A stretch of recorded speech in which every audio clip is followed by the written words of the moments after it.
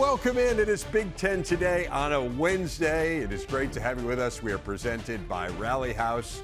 I'm Dave Revson, and I am joined, as I am every Wednesday, by my good friend Ashley Adamson. Ashley, hello. What a week we've got ahead of us, right? I mean, you look at this schedule, all of college football, there's 4 games involving ranked teams going head-to-head, and we've got 2 of them as conference games in the Big Ten. Pretty exciting. Yeah, I'm fired up, Dave. As always, great to be with you on a Wednesday. And I think that's where we should start because 2 ranked Big Ten teams, or I should say 2 top 25 Big Ten showdowns. And one of them, we don't have to wait until Saturday. It gets the Friday slot all by itself. Yeah, it's going to be great. Friday night should be an amazing scene in Lincoln, the 400th straight sellout there. We'll talk about that in a moment. But let's get to our big story, which is the entire weekend slate and the big board showing us just how good it promises to be. 12 games in all this weekend, 3 of them here on the Big Ten Network, including both unbeaten Indiana and number 10 Penn State in action. 4 conference games. It includes the first ever Big Ten game for Washington. They will host Northwestern.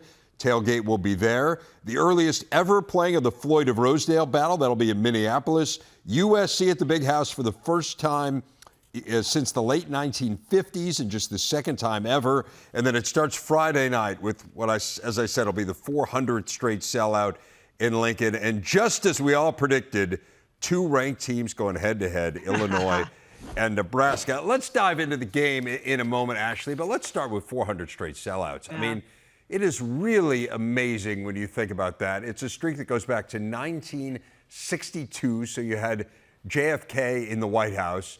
The first sellout crowd was about 36,000. Obviously, they're nearly triple that now, so it shows you the amazing growth and the interest in Husker football. And I realize there have been a couple times along the way where maybe they had to prop it up and sell some tickets in bulk to keep it going. But for all intents and purposes, we're talking about more than 60 years without a ticket available in Lincoln. It's a remarkable accomplishment.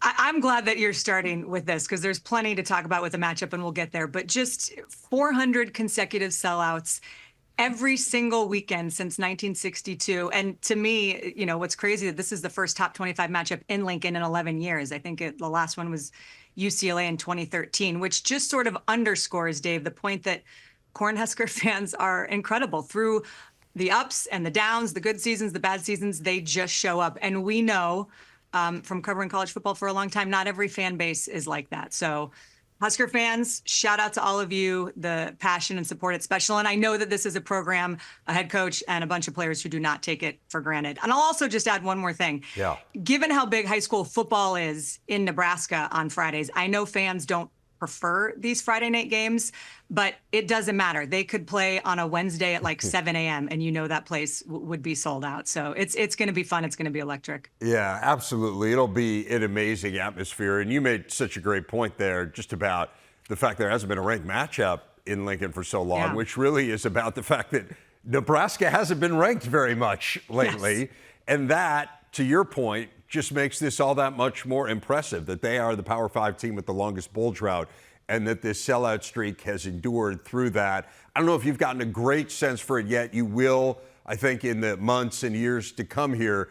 But in covering Nebraska for the Big Ten Network, one of the things that's just really stuck out to me is that there are Husker fans everywhere. And one of the first years that Nebraska was in the league, I was in Alaska visiting a friend, and I had a Husker fan come up to me and say how much the network had meant to them. And that type of a scene has been replayed a bunch of times in the subsequent years, not necessarily in as far-flung places as that, but it's just amazing how much this school's football team means to Nebraskans and how there are Nebraskans everywhere. And again, I think this is such a huge indication of how special this team is. Yeah, Dave, it's well said. And I think for me personally, I'll just add the anecdote that my best friend growing up and in high school, she went to Nebraska, married a Nebraska football player. So I have been on the periphery of like understanding how important this is. And now to be covering the team, I was texting with them, the last couple of weeks, and it's cool to see it up close and personal and to have a reason to dive into the nuances and feel all of the passion. And I'll tell you what, I was surprised genuinely that for Nebraska, like if they win this game, this would be their first win over a ranked opponent in 8 years. Yeah. They've lost 24 in a row against teams in the top 25. So, and I remember that last top 25 win, by the way. That was that comeback against Oregon in 2016. So it's significant because Nebraska hasn't done this for a long time, and it would be another great marker, just like that big win over Colorado, that Matt Rule has this thing headed in the right direction. I'm curious if you think, are the stakes any different for the Illini? Like they've beaten a ranked team 2 weeks ago, but Kansas, as you've talked about, may not be the team that we thought they were heading into the season. I think they're huge for Illinois. I mean, Illinois is turning into potentially a great story here. You kind of look at some of these unexpected stories in the Big Ten. Indiana would certainly be in that category, and we'll talk about them coming up a little bit later in the show.